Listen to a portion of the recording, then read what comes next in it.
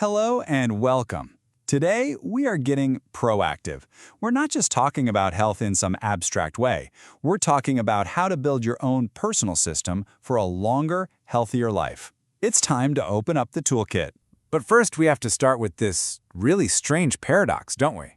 I mean, we live in an age of absolute medical marvels. Gene mapping, robotic surgery, you name it. So why does it seem like we're sicker than ever?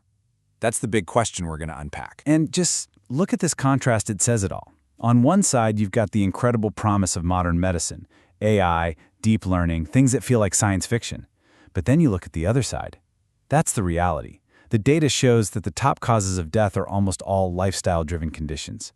There's a huge disconnect here between our potential and our actual health. So to figure out how to fix this, we've got to go deeper. We need to understand the fundamental user manual for our own bodies. Let's take a look inside the engine. For pretty much all of human history, we've looked at aging as this one-way street, right? An unavoidable decline. But the new scientific view is totally different. It sees aging as a process that's tied to how our genes are expressed. And that one word changes everything. Influence. We're not just passengers anymore. We can actually grab the wheel. Okay, so what does that look like at the cellular level? Well, meet your telomeres. The best way to think of them is like the little plastic caps on the ends of your shoelaces. They're there to protect the important stuff, in this case, your DNA. But here's the thing. Every time a cell divides, those telomeres get a little bit shorter.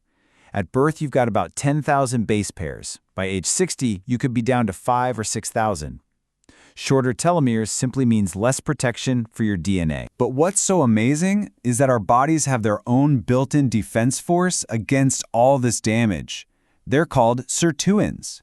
You can think of these proteins as your body's personal 24/7 repair crew.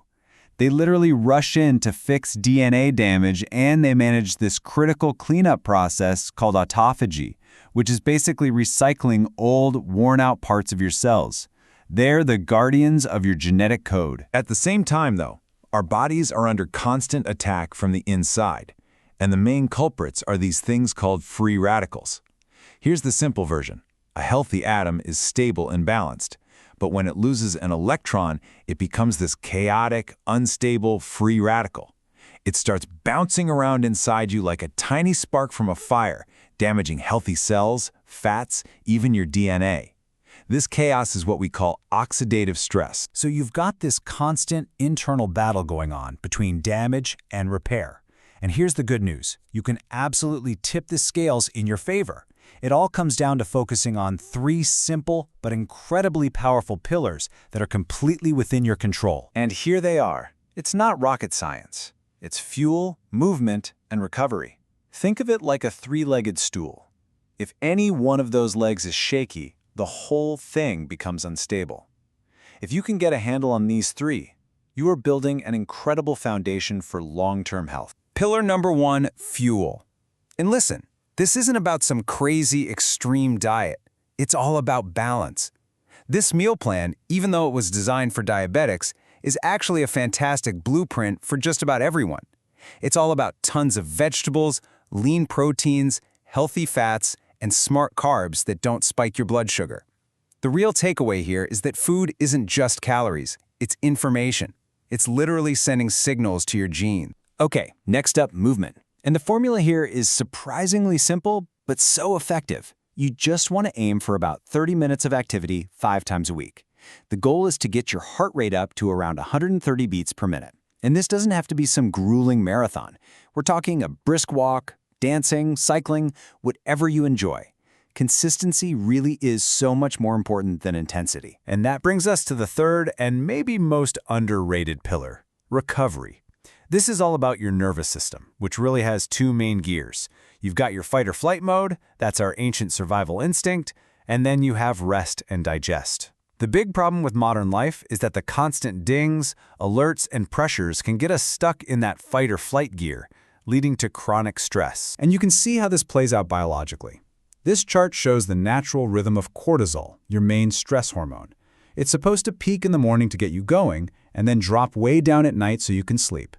But when you have chronic stress and bad sleep, it completely messes with this cycle. It throws your hormones and your metabolism out of whack and keeps your body in a constant state of high alert. And here's where it all connects back. Remember those telomeres, the little shoelace tips? Well, check this out. A 2021 study found a direct link between how much you sleep and how long they are. You can see it right here in the data. Adults who got less than 8 hours of sleep a night had significantly shorter telomeres. That's a direct physical sign of accelerated aging at the cellular level.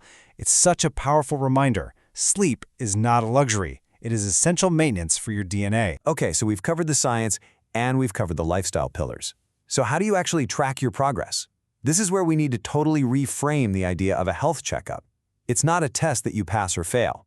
Think of it as your personal data dashboard. And you know, this idea of a health dashboard isn't really new. It's been evolving for decades. From the very first screening concepts way back in the 1940s to Japan's really innovative human doc checkups in the 50s, we've been building and refining these tools for a very long time. So let's make this super practical. Blood pressure is a key metric on your dashboard. This simple table breaks down the numbers so you can see exactly where you stand, from normal to pre-hypertension all the way to stage 2. It's about turning what can feel like confusing data into clear, simple information you can actually use. Now, it is also absolutely critical to know how to interpret this data. Some tests, like those for tumor markers, can sound really scary, but it is so important to remember this. They are not a diagnosis. They are reference points. They're just indicators that might suggest, hey, maybe we should look into this a little further. Context is everything. So, we've gone through the science, the lifestyle pillars, and the data dashboard.